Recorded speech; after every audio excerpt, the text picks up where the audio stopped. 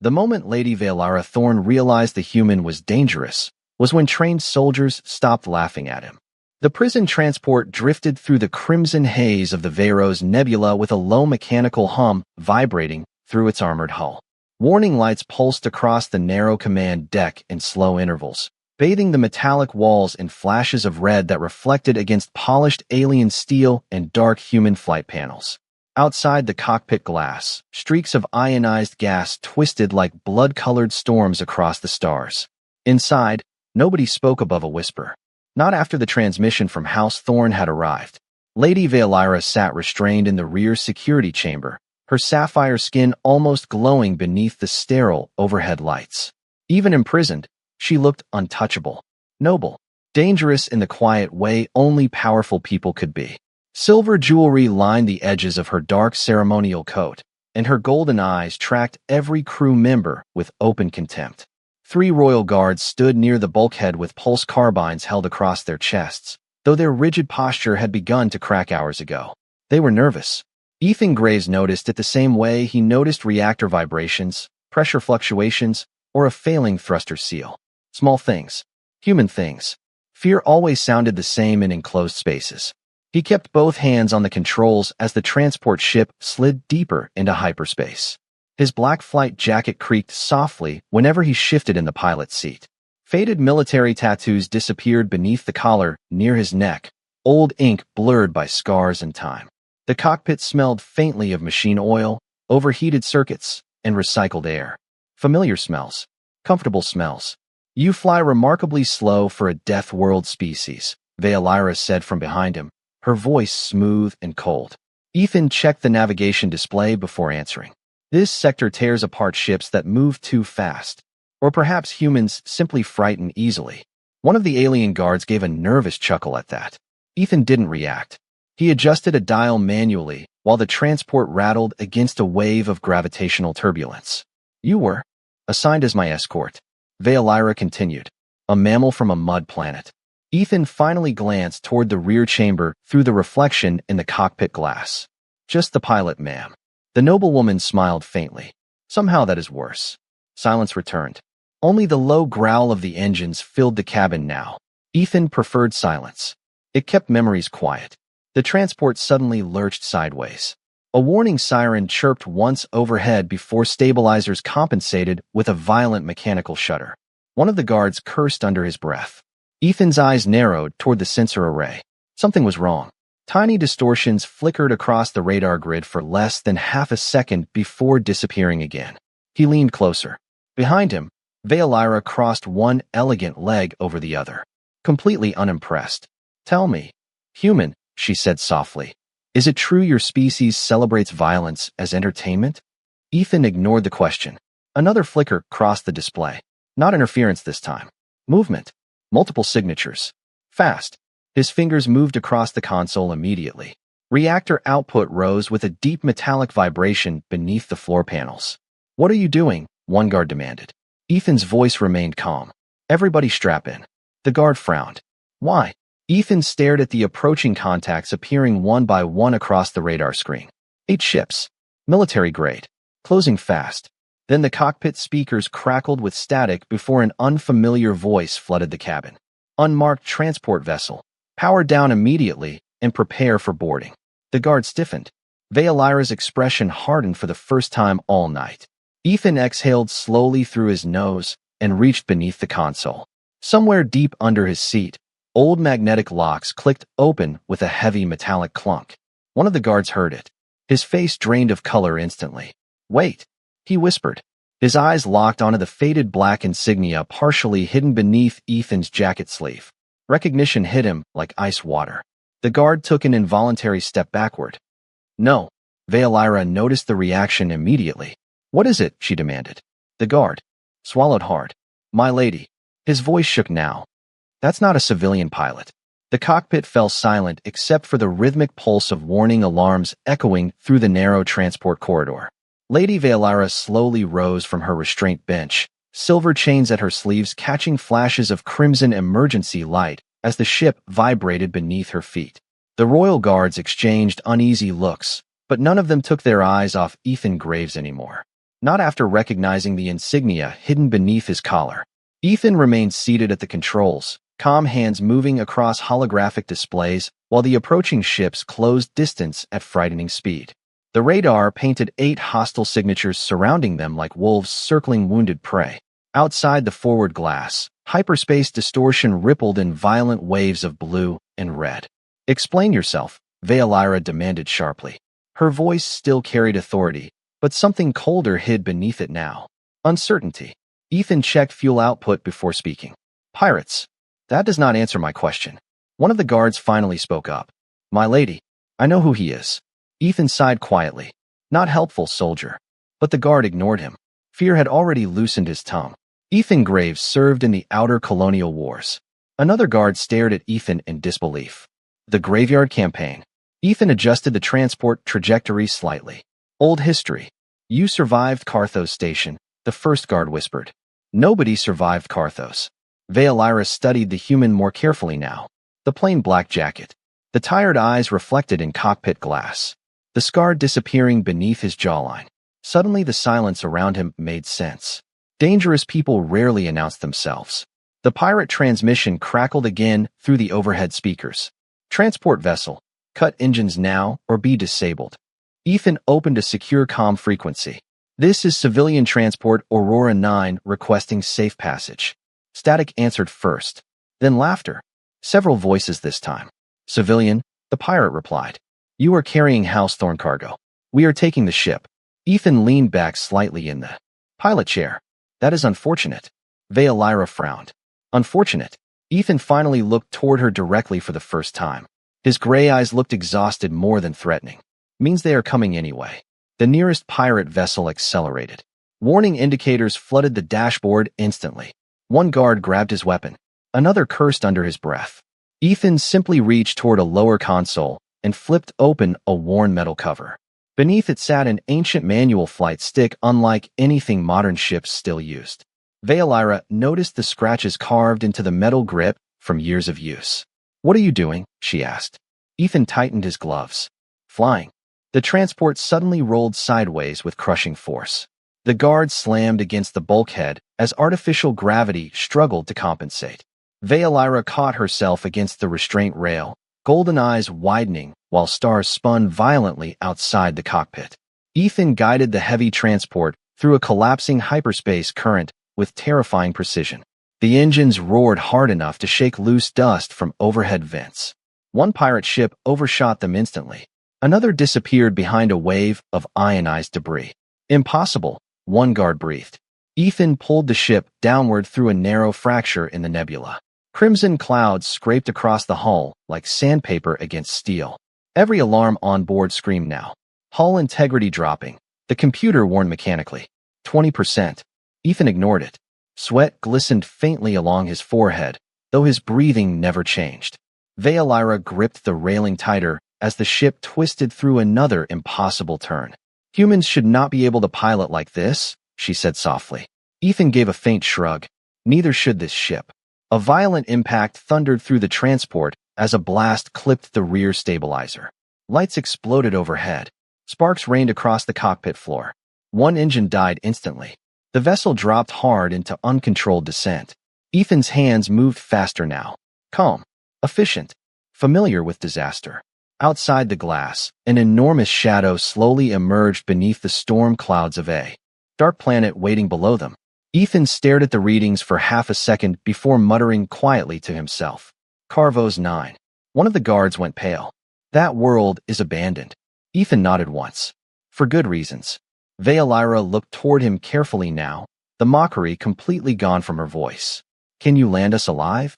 Ethan gripped the controls tighter while atmospheric fire began crawling across the cockpit glass. "Probably." And somehow that answer terrified them more than if he had said no. Atmospheric fire swallowed the transport in waves of violent orange light, as Carvos 9 rose beneath them like a dead world waking from sleep. The hull groaned under unbearable pressure. Warning sirens echoed through every corridor while overheated metal hissed from the ceiling vents. Ethan Graves kept both hands locked on the controls, jaw tight, eyes focused on the storm clouds ripping past the cockpit glass at nearly 1,200 miles per hour. The damaged engine sputtered hard enough to shake the entire ship sideways. "Brace for impact," the onboard computer announced in a cold mechanical tone. One of the royal guards muttered a prayer under his breath. Lady Valyra remained standing despite the violent turbulence, one hand gripping the restraint rail as blue atmospheric lightning illuminated her sharp features in quick flashes. For the first time since boarding the transport, she looked genuinely unsettled. Ethan did not look frightened. He looked tired. There was a difference. The transport burst through the final cloud layer, and the surface of Carvos 9 appeared below them. Endless black mountains stretched across the horizon beneath crimson fog. Rivers of glowing mineral runoff carved through barren valleys like cracks of molten fire. Massive skeletal structures rose from the earth in the distance, remnants of abandoned industrial colonies swallowed long ago by the planet. Lightning crawled silently across the sky. No cities, no lights, no signs of life. "This place is cursed," one guard whispered. Ethan checked the terrain scanner. "No, just hungry." The ship lost another stabilizer. The nose dipped sharply toward a jagged canyon filled with dark metallic debris. Valyra slammed against the bulkhead as gravity compensation flickered again. Ethan pulled hard on the manual controls. Muscles tightened beneath his flight jacket while warning lights reflected across his scarred hands. The transport skimmed barely 30 feet above the canyon floor before clipping a rock formation with a deafening metallic shriek. Sparks exploded past the side windows. Then came silence. One terrifying second of silence before the ship crashed through the dust and skidded across the blackened earth in a storm of smoke and shattered steel. The impact threw everyone forward. Cargo containers broke loose somewhere deeper inside the ship. Metal screamed. Glass fractured. Then everything stopped. Steam drifted slowly through the ruined cockpit. Emergency lights flickered weakly overhead. Ethan remained motionless for 3 seconds, still gripping the controls while smoke curled from exposed circuitry near his seat. Finally, he released a slow breath. "Everybody alive."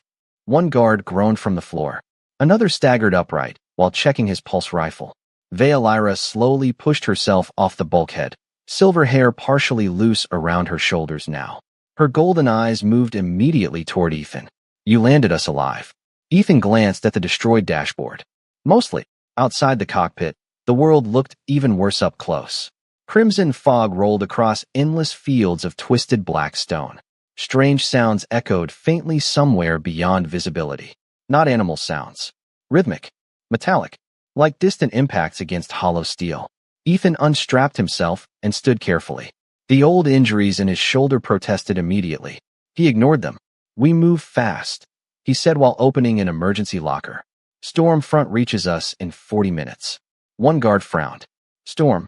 Ethan tossed him a thermal respirator. "Acid rain." The guard immediately paled. Valyra watched Ethan distribute survival gear with calm efficiency. No wasted movement. No panic. He already knew exactly what this planet could do to people. "You have been here before," she realized quietly. Ethan slid a combat knife into his belt without looking at her. "Once. During the wars?" He did not answer. The rear cargo ramp hissed open halfway before jamming against bent metal. Cold wind flooded into the ship carrying the scent of minerals, ash, and something ancient buried beneath the dust. Ethan stepped down first into the crimson haze. Heavy black boots sank slightly into volcanic soil. His eyes scanned the horizon automatically, studying movement patterns, terrain elevation, wind direction. The guards followed behind him nervously with weapons raised. Valyra descended last. The moment her feet touched the surface, the fog shifted nearby. Ethan froze instantly. Every muscle in his body tightened beneath the jacket. Valyra noticed it immediately. A low vibration rolled through the ground beneath them. Not an earthquake. Footsteps. Something massive moved somewhere inside the crimson mist beyond the wreckage. One guard raised his rifle toward the sound with trembling hands. Ethan lowered the barrel gently without taking his eyes off the fog. "Do not point weapons unless you plan to use them," he said quietly. Sometimes predators interpret fear as aggression. The guard swallowed hard. "How big are these things?" Ethan stared into the red darkness for another long second. Then he answered softly. "Big enough that this planet stopped feeling like home to me." The crimson fog rolled slowly between the wreckage while cold wind whistled through broken metal behind them. Nobody moved. The low vibrations beneath the ground continued at irregular intervals, each one heavy enough to disturb loose volcanic dust around their boots. Ethan Graves stood perfectly still near the edge of the transport ramp, his eyes fixed on the darkness ahead. One hand rested near the combat knife at his belt, though he had not drawn it. Lady Valyra watched him carefully now. Earlier she had seen a pilot, then a soldier. Now she saw something else entirely. Instinct. The kind forged only by surviving places where fear became routine. Another vibration echoed through the canyon. Closer this time. One of the guards raised his pulse rifle again despite Ethan's warning. "I cannot see anything," the guard whispered. Ethan spoke without turning around. "That does not mean it cannot see you." A shape moved briefly inside the fog. Massive, fast enough to vanish before the eye could fully understand its size. The guard inhaled sharply and tightened his grip on the weapon. Ethan's voice lowered. "Easy." Then the creature emerged. It stepped soundlessly from the red mist nearly 60 yards away, towering over the shattered remains of old mining machinery, half buried in black stone. Its body resembled no creature Valyra had ever studied in the Imperial archives. Long armored limbs moved with unnatural smoothness beneath layers of dark mineral-like plating. Pale blue bioluminescent lines pulsed faintly across its body in the stormlight, giving the illusion of cracks glowing beneath obsidian rock. Its head tilted slightly toward the group, studying them. Curious. One guard stumbled backward in panic. "Stars preserve us." Ethan exhaled slowly through his nose. "Do not run." The creature began moving forward with terrifying silence despite its enormous size. Valyra felt cold spread through her chest as the distance between them closed. Every survival instinct screamed at her to retreat toward the crashed transport. Yet Ethan remained calm. Calm enough to irritate the laws of reason themselves. "What is it?" she asked quietly. Ethan answered while watching the creature approach. "Terravore. You speak as if you know it personally. I know what it eats." The Terravore stopped roughly 30 feet away. Steam drifted from its body into the freezing air. Its glowing eyes locked onto the raised pulse rifle trembling in the guard's hands. Ethan noticed immediately. "Lower the weapon," he warned. "Now." The guard hesitated. Then the Terravore took another step forward. Panic 1. The guard fired. The pulse blast struck nearby rock with a bright flash, echoing across the canyon walls. For one terrible second, everything froze. Then the creature moved. Valyra barely saw it happen. One moment the Terravore stood in the fog. The next, it crossed the ground with explosive speed. The guard shouted. Dust erupted into the air. Ethan stepped directly forward before anyone else could react. His knife flashed free in one smooth motion, not dramatic or heroic, simply practiced. Efficient. He moved toward the creature instead of away from it. Valyra's breath caught in her throat. The Terravore lunged past the guards toward the nearest source of movement. Ethan intercepted it with terrifying precision. Metal struck mineral armor with a sharp crack that echoed through the canyon. The creature recoiled sideways, disoriented more than injured, while Ethan pivoted calmly beneath its massive frame. Every movement looked calculated, familiar, as though he had repeated them hundreds of times before. The Terravore let out a deep, vibrating growl and retreated several steps, blue lines across its body flickering brighter now. Ethan did not chase it. He simply stood between the creature and the others, knife lowered slightly, shoulders steady beneath the acid-stained flight jacket. Wind howled through the canyon. The Terravore studied him for several long seconds. Then, unexpectedly, it backed away into the crimson fog and disappeared completely. Silence returned. One guard nearly collapsed against the transport ramp. Another stared at Ethan with open disbelief. Valyra looked from the empty fog back toward the human standing alone in the black volcanic dust. "You drove it away?" she whispered. Ethan wiped mineral residue from the blade against his sleeve before sliding the knife back into place. "No," he said quietly. His eyes remained fixed on the fog where the Terravore vanished. "It recognized me." The wind grew colder after sunset on Carvos 9. Crimson fog drifted low across the canyon floor, while distant lightning illuminated the horizon in silent flashes of pale blue. Ethan Graves led the group away from the crashed transport through a narrow passage between jagged volcanic cliffs, his flashlight beam cutting through the darkness in slow measured arcs. Nobody questioned him anymore. Even the guard stayed quiet now, pulse rifles lowered as though loud sounds alone might awaken something beneath the planet's surface. The Terravore encounter had changed the air between them. Lady Valyra walked several feet behind Ethan, her dark ceremonial coat wrapped tightly against the freezing wind. Fine droplets of acidic moisture hissed softly whenever they struck exposed metal around the canyon walls.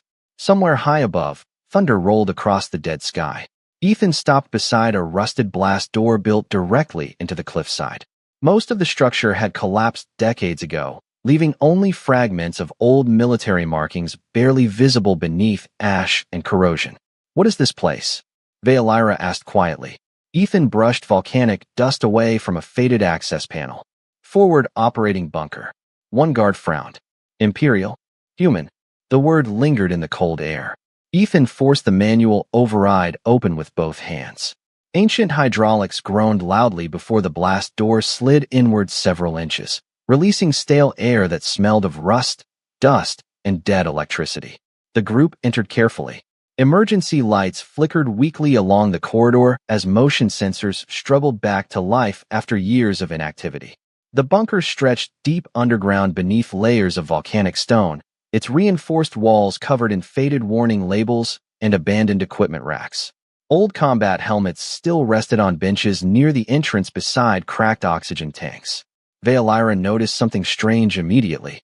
Human names scratched into the metal walls. Messages. Small reminders left behind by soldiers who never returned. 3 more months. Tell my brother I won the bet. I hate this planet. Ethan walked past them without looking. The guards began securing the entrance while Ethan activated an old portable generator near the central operations room. The machine coughed violently before roaring to life, filling the bunker with a low mechanical hum. Warm air slowly pushed through the ventilation system overhead.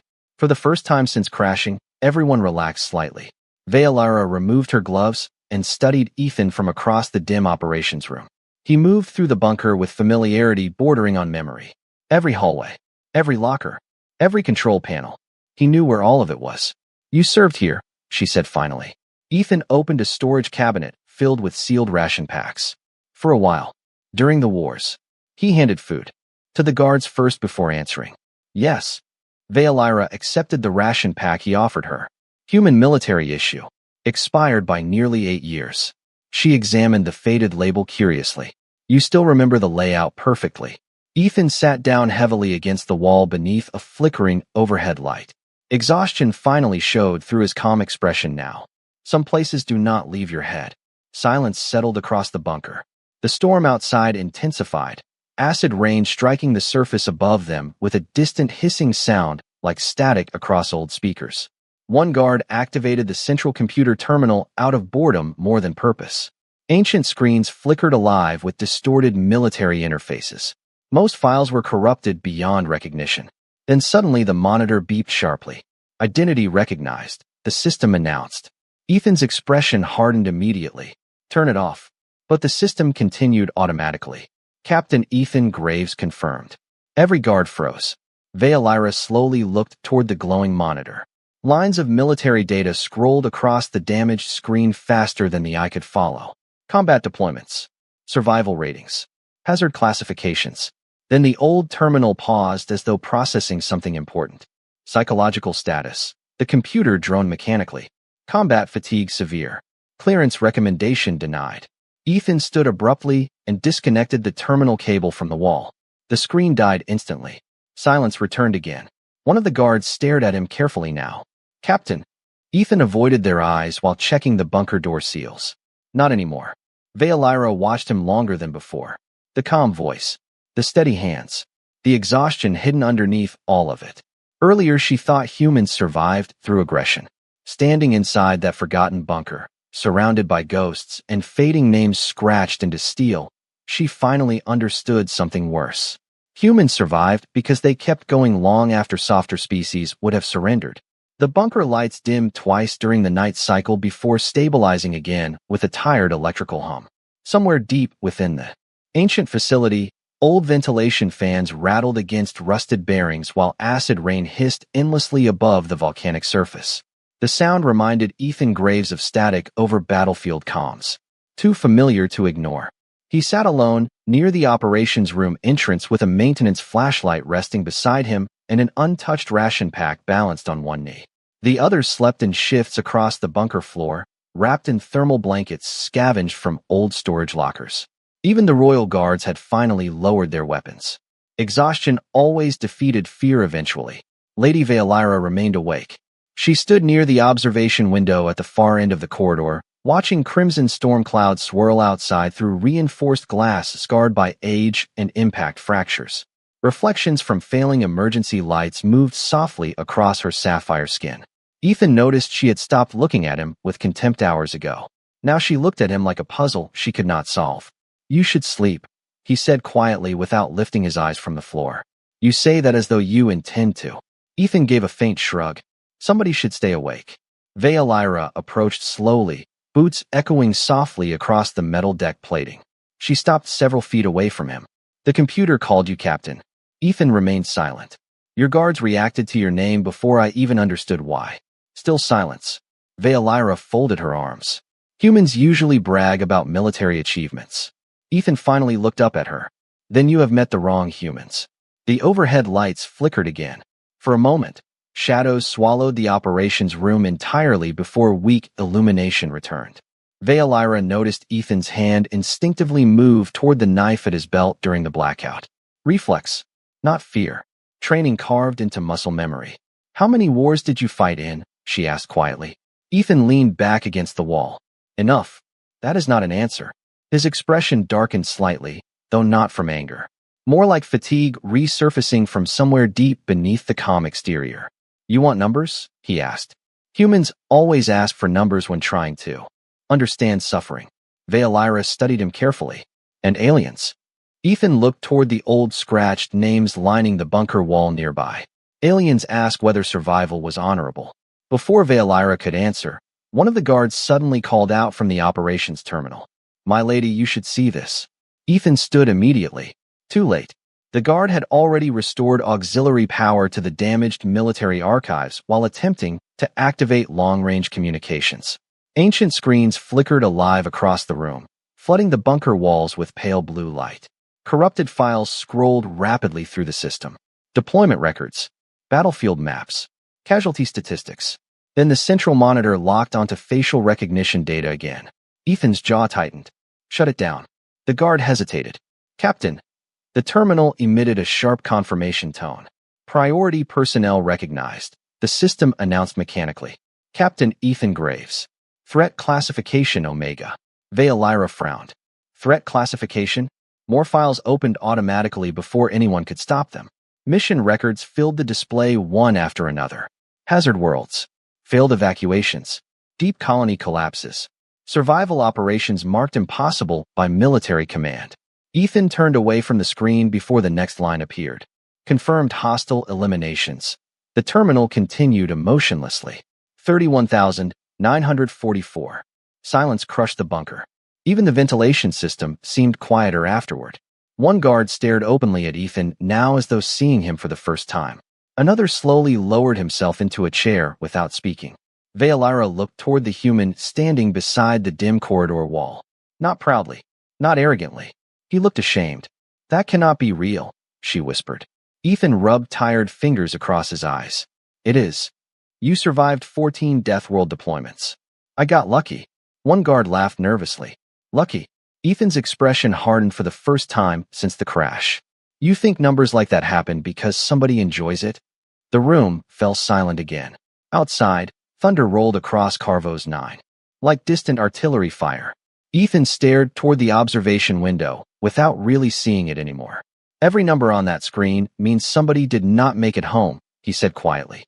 "That is all kill counts ever mean." Nobody spoke after that. Because suddenly the most frightening thing about Ethan Graves was not how dangerous he was. It was how tired he sounded carrying the weight of surviving it. The bunker shook hard enough to rattle dust from the ceiling nearly 2 hours later. Ethan Graves was already on his feet before the impact finished echoing through the underground corridors. Every old instinct inside him had awakened the moment the first vibration reached the floor beneath his boots. The others reacted slower. One guard nearly dropped his rifle while another scrambled toward the operations monitor. Lady Valyra looked immediately toward Ethan instead of the shaking walls. That alone said enough. The central radar system flickered weakly back to life after another tremor rolled through the bunker. Distorted motion signatures appeared beyond the canyon perimeter one after another in rapid succession. Not one creature this time. Multiple. The guard operating the terminal swallowed visibly. Movement surrounding the facility. Ethan stepped closer to the screen. His expression did not change, but Valyra noticed his shoulders tighten slightly beneath the black flight jacket. How many? She asked. The guard hesitated before answering. I cannot get exact numbers through the storm. Another heavy impact rolled faintly through the earth above them. Then another. Rhythmic. Closing in. Ethan looked toward the sealed bunker entrance. Enough. The acid rain outside intensified, hammering against the surface structures overhead like thousands of tiny impacts against metal armor. The old bunker lights dimmed dangerously. Somewhere deeper within the facility, warning sirens began sounding automatically after years of silence. Perimeter breach probability increased. The computer announced coldly. Defensive systems offline. One guard cursed softly. Can the doors hold? Ethan glanced toward the thick blast door leading outside. Layers of reinforced steel. Military grade. Built to survive orbital bombardment once upon a time. But time destroyed everything eventually. Not forever, he answered. Valyra stepped beside him near the terminal screen. Why are they gathering? Ethan stared at the moving radar signatures for several seconds before speaking. The terrivore from earlier probably marked us. Marked. Predators communicate.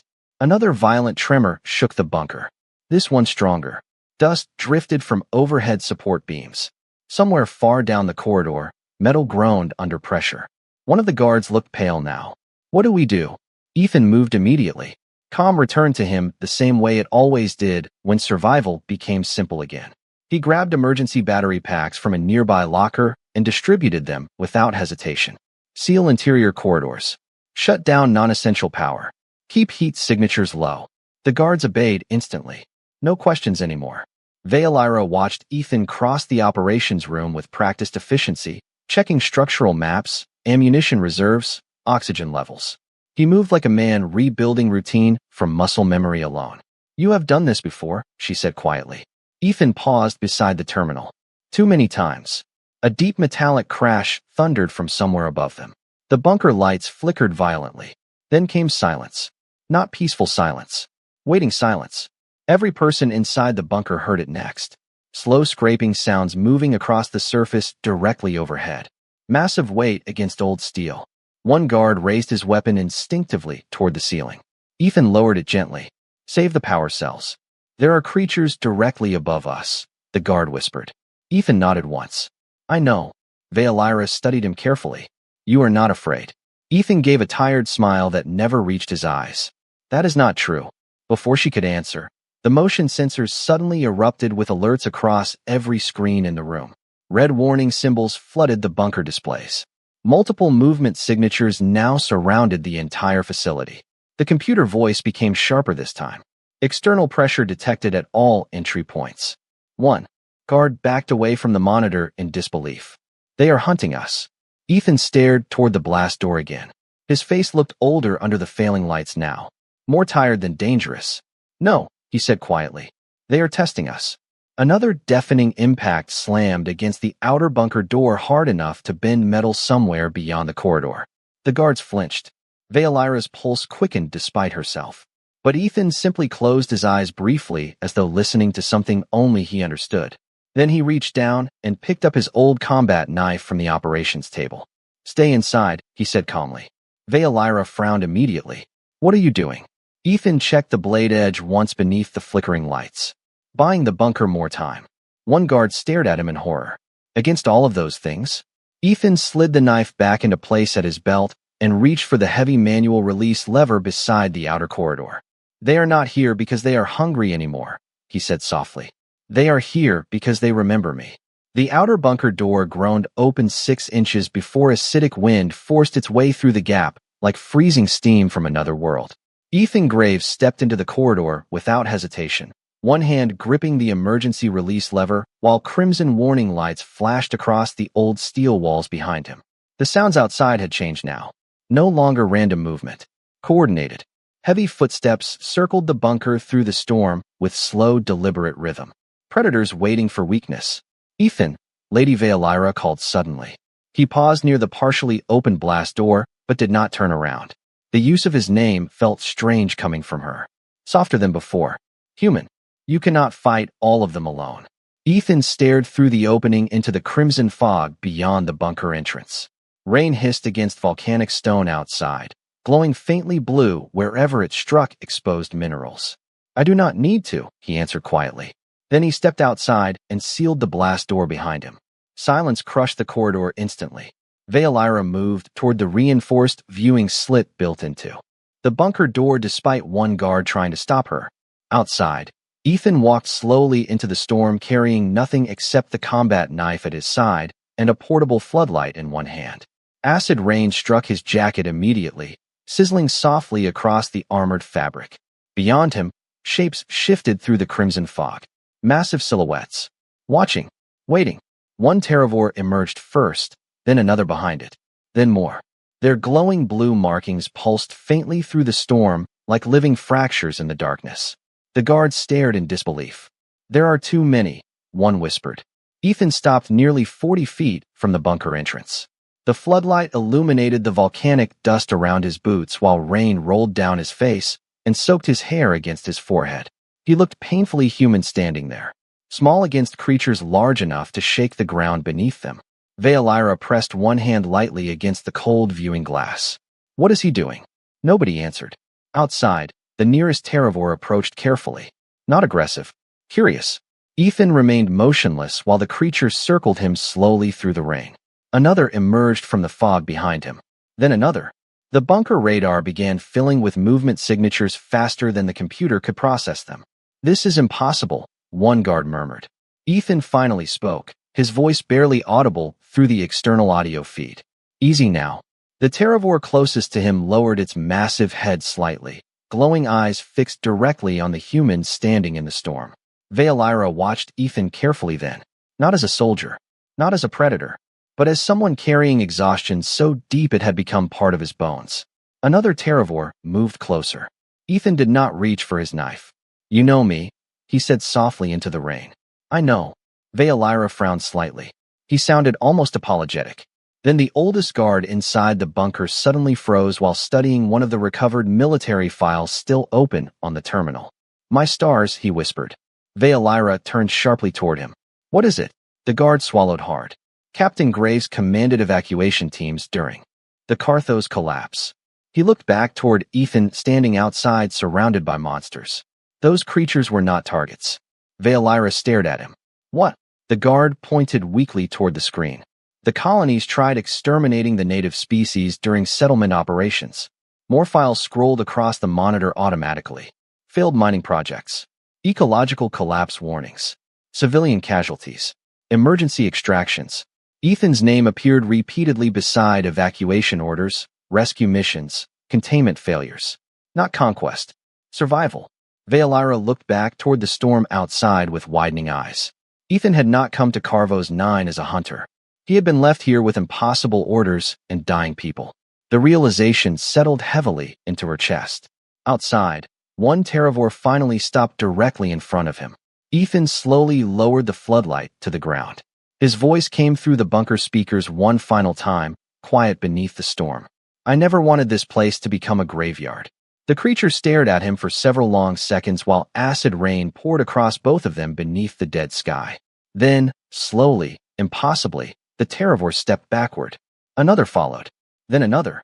One by one, the massive creatures disappeared back into the crimson fog without a sound. The bunker fell completely silent afterward. Ethan remained standing alone in the storm long after the last shape vanished from sight. Veilira could not stop staring at him through the reinforced glass. Because for the first time since meeting the human, she finally understood what terrified the galaxy most about people like Ethan Graves. Humans could survive horrors, but somehow they still mourned them. Morning came slowly to Carvos 9. The acid storm had finally weakened into drifting gray rain that rolled across the volcanic plains in thin sheets of mist. Outside the bunker, the crimson fog no longer felt hostile, only empty. Ethan Graves sat alone near the cliffside overlooking the canyon, elbows resting on his knees while pale sunlight struggled through the poisoned clouds above him. His black flight jacket steamed faintly where acidic moisture evaporated from the armored fabric. Beside him rested the old combat knife that had survived more worlds than most soldiers ever saw. He looked exhausted. Not physically.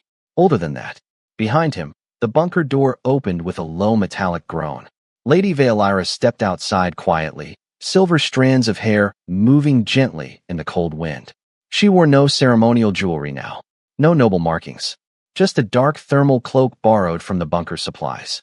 For several moments, she simply stood there watching the human stare across the endless wasteland. The rescue beacon worked, she said softly. Ethan nodded once. Good. A recovery ship entered orbit 20 minutes ago. Another quiet nod. Veolyra moved closer until she stood beside him near the edge of the canyon. Far below them, rivers of glowing minerals cut through the black earth like molten veins beneath cracked stone. The dead world looked strangely peaceful in daylight. The guards are speaking about you, she said after a moment. Ethan gave a faint, humorless smile. That is usually bad news. Not this time. Silence settled comfortably between them, the kind that no longer needed fear to fill it. Veolyra studied his face carefully in the pale morning light. The scars near his jaw, the exhaustion hidden behind calm gray eyes. Earlier, she had mistaken silence for emptiness. Now she understood silence could also be restraint. Why did you return here? She asked quietly. Ethan stared toward the horizon where storm clouds still crawled slowly across distant mountains. I did not plan to. No, she said gently. I mean years ago. He remained silent long enough that Veolyra thought he would not answer. Then he finally spoke. There were colonists trapped underground during the collapse. His voice sounded distant now, like someone remembering a place they wished they could forget.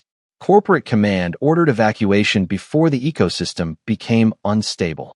Veolyra listened carefully. Ethan rubbed tired fingers across his hands before continuing. But some people were too far out in the mining sectors. The wind carried ash between them. My team stayed behind to get them home. Veolyra looked toward him. Slowly. And the creatures? Ethan's eyes lowered toward the canyon floor. They were defending their territory. Understanding settled heavily into her chest. The war reports had called Carvo's 9 hostile. Primitive. Uninhabitable.